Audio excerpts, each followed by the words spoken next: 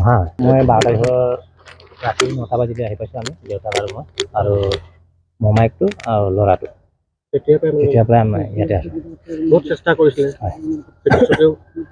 চিকিৎসকে বহুত চেষ্টা কৰিছে আপোনালোকেও কষ্ট কৰিলে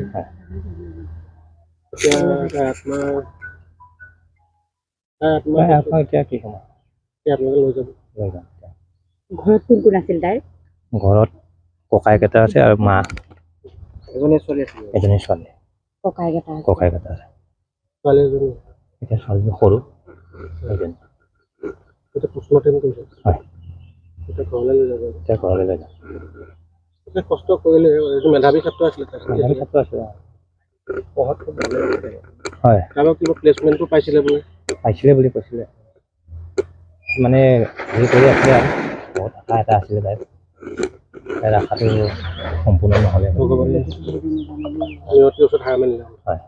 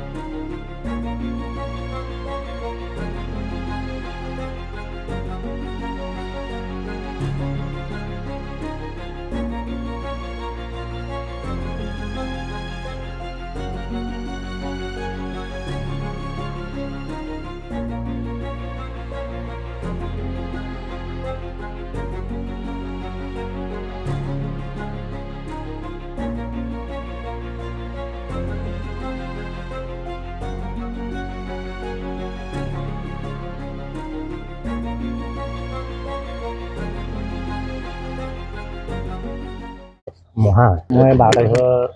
ৰাতি 9টা বাজিতে আহি পাইছোঁ আমি দেউতাক আৰু মই আৰু মমাইকটো আৰু ল'ৰাটো তেতিয়াৰ পৰাই আমি ইয়াতে আছোঁ।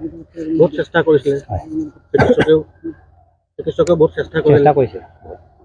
আপোনালোকেও কষ্ট কৰিলে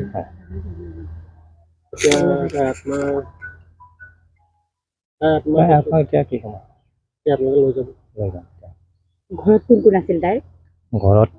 ককাইক এটা আছে আৰু মা এজনী ছোৱালী ককাইক এটা আছে ছোৱালী এজনী